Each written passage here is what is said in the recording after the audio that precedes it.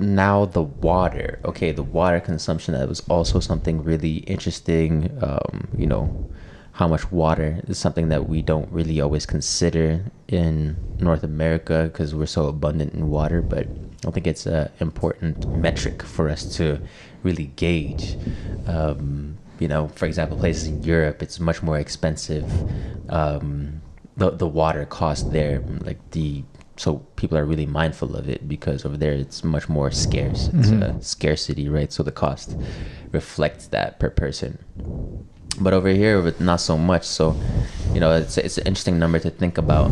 And what we came across for the vegan diet specifically was that actually it resulted in greater water consumption than the vegetarian and chicken baseline from our previous episode. So where we had 0.54 Olympic-sized swimming pools, so that was the metric or the volume that we used. The units that we use were Olympic-sized swimming pools. But our vegan diet was actually more than the chicken/vegetarian diet, or chicken with vegetarian combination, chicken vegetable combination. So I don't know, that's kind of interesting to me. So, even though the vegan diet might be less in terms of the CO2 consumption, it really does have a greater impact in the water consumption. And that really, I think, was a result of a lot of the nuts that you have to consume as an alternative. So that was kind of like the baseline that I was using for my calculations, where it was almonds, hazelnuts, those types of pecans, those types of nuts as an alternative for your calories, because they are very calorie dense. So, you can meet maybe 25 or 50% of your daily calorie intake from about 100 to 100 grams of almonds, for example. So it's a really great way of substituting your calorie intake if you're not getting it from meat or other types of carbs from those nuts. And but those nuts in turn have a much higher water consumption associated with them, and we see that reflected in the numbers.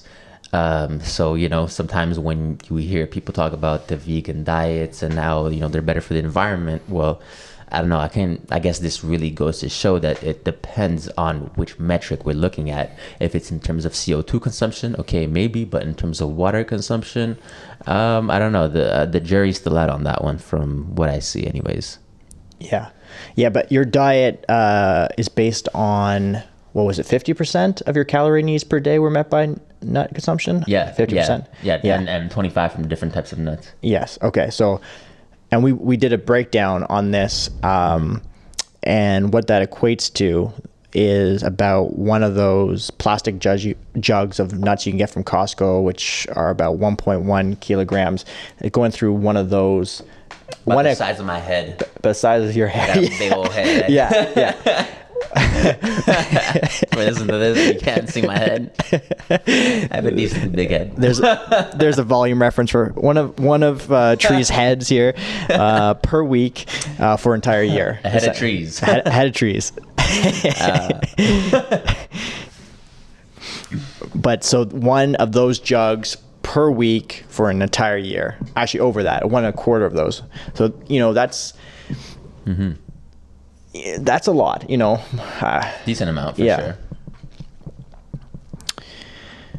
And on the cricket side, I actually found that crickets require a lot less water to produce. That roughly, there's some quotes out there that say that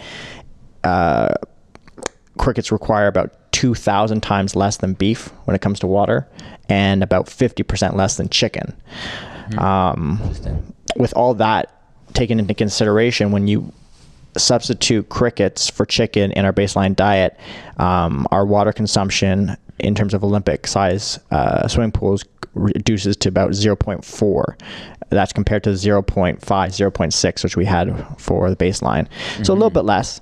And if you were just to go 100% crickets, you have about 0.65, 0.7 Olympic swimming pools per year per person if you're meeting all your needs through the consumption of crickets.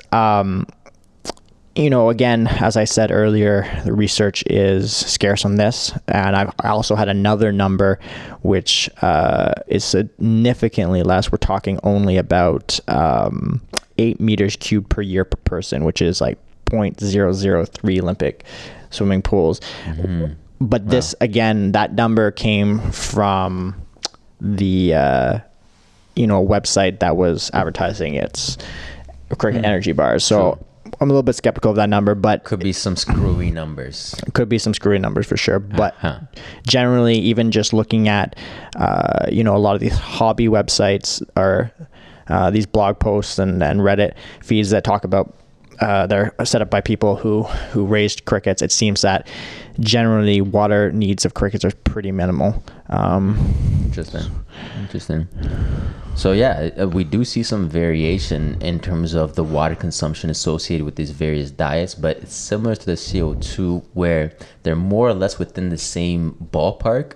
But then again, comparing it to the straight beef diet, that's where you really see a significant change or a significant difference in the order of magnitude from the water consumption associated, where for the carnivore it was up to 2 Olympic-sized swimming pools, but for everything else it's more or less around 5, 6. So again, some variation, but more in the same ballpark of values.